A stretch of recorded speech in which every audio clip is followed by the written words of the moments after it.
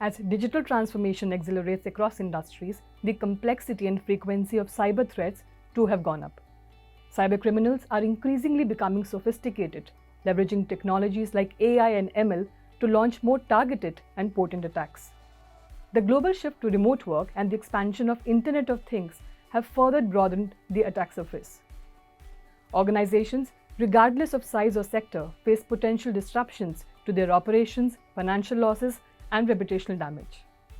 In this environment, cybersecurity companies like SonicWall play a pivotal role by knowing the unknown and providing real-time visibility. Today we have with us Chandrodaya Prasad, EVP Global Product Management, SonicWall, to talk about the evolving cybersecurity dynamics and how businesses can fortify themselves against the cyber threats. Hello Chandrodaya and welcome to ETH Insights. My first question to you is the macro view towards of cybersecurity. What are some of the most emerging trends or challenges in cybersecurity, and how is SonicWall's technology equipped to address those? First of all, Anika, thank you for the opportunity to kind of speak with you. A few trends at the macro level that we've seen across the globe, working with close to 17,000 partners, is one, obviously, the adoption of cloud and cloud-based technology. The second one is this notion of hybrid work. I won't say remote work, I would say hybrid work, because there's a lot of enterprises that are mandating employees to come back home.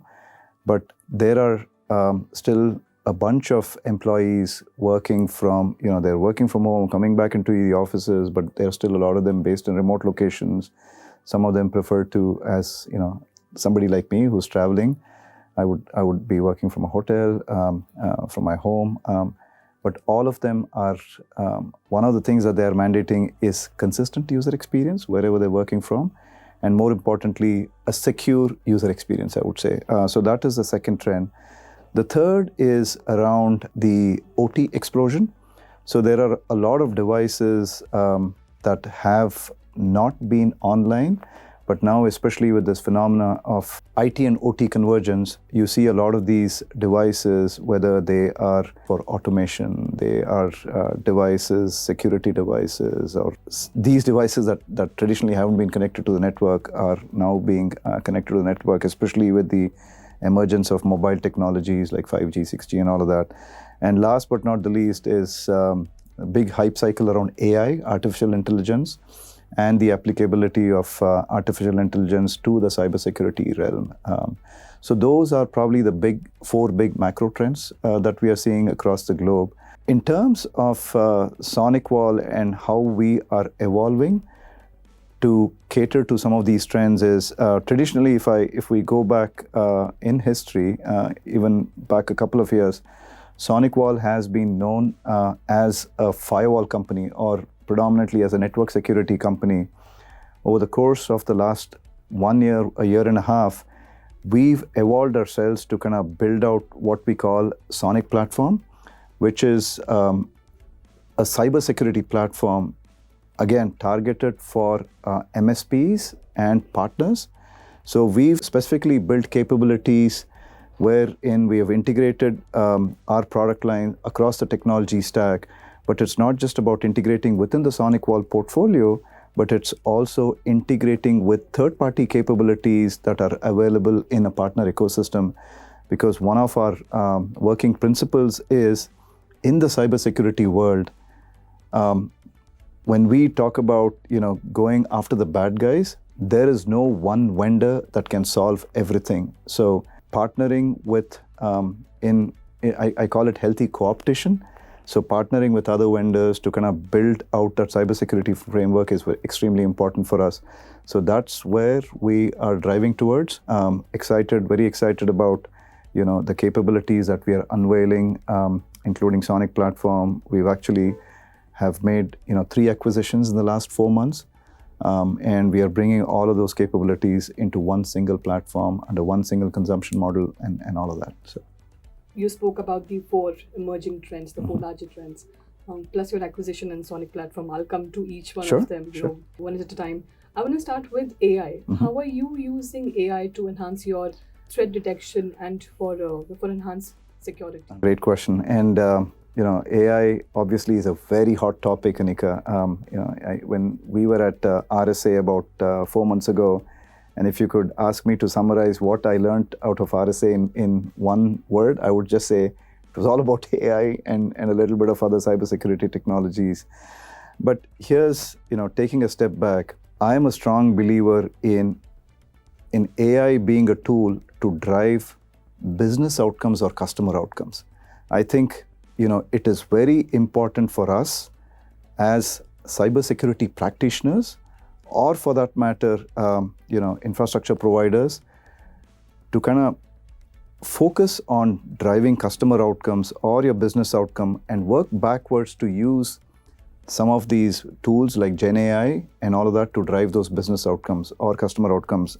As an example, when I talk about business outcomes, it could be for our internal optimization. Can we do better automation? Can we optimize our code? Can we bring about some best practices using some of these Gen AI tools? From a customer outcome perspective, some of the use cases that we are looking at, SonicWall, given its rich 30-year history, is sitting on a gold mine of data. And we've done really well in kind of harnessing that telemetry data.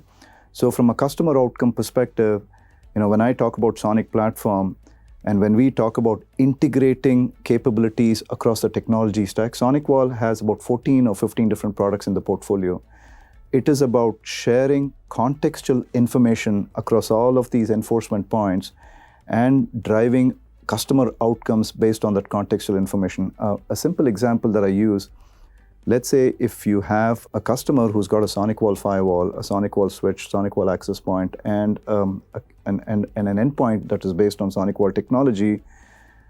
Today, if they see an alert on, or yesterday, if they had seen one of the ports on the firewall turning red, they would have had to go to these individual management silos to kind of identify what exactly was happening. With the use of AI as an example, and with integrating well across the technology stack, if a partner sees one of the firewall ports going red, he or she should have the ability to just click on that firewall port and get a topology view, understand all of the enforcement points that is connected, to that port, be it a switch, be it an access point, and see what traffic is coming across, and should be able to take the appropriate action. And that action could be to deny that user or quarantine or whatever the policy set by the administrator.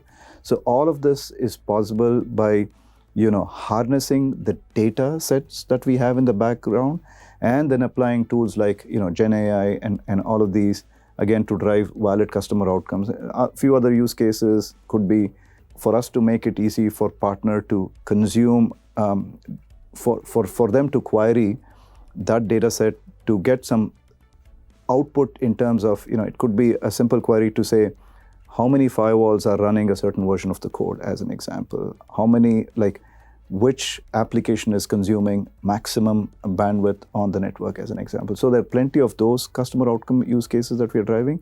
But like I said, I'll go back to what I started with, Anika. Understanding what customer needs are, understanding what the business outcomes are, then working backwards and applying some of these tools is extremely important, and not get carried away by the hype cycle. Chandrodaya, you talk about Sonic platform. Mm-hmm. How has that enhanced your security management on a larger basis, and also your user experience? Yeah.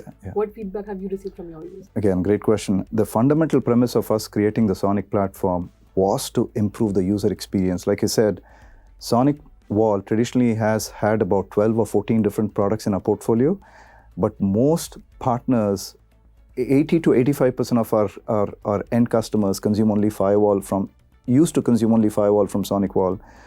One of the reasons was, again, as I mentioned, we hadn't done a good job in integrating these product capabilities together, such that, if a customer had bought a SonicWall firewall or a switch access point or an endpoint, they would have had individual management paradigms to kind of manage these capabilities. So with Sonic platform, the fundamental reason why we are going up, why we are investing in a capability like Sonic platform, one, is to make sure that our products work well, integrate well with each other, again, with contextual information that is shared across, such that, from a partner perspective who's managing our technology stack, it makes it easier for them to consume the data, visualize the data, apply policies and all of that through one single management paradigm.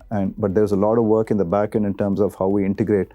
But it's not just about integrating within the SonicWall portfolio, but it's, like I said, it's also integrating with third-party capabilities that exist in a customer environment. So we hope to, again, this is going to be a journey.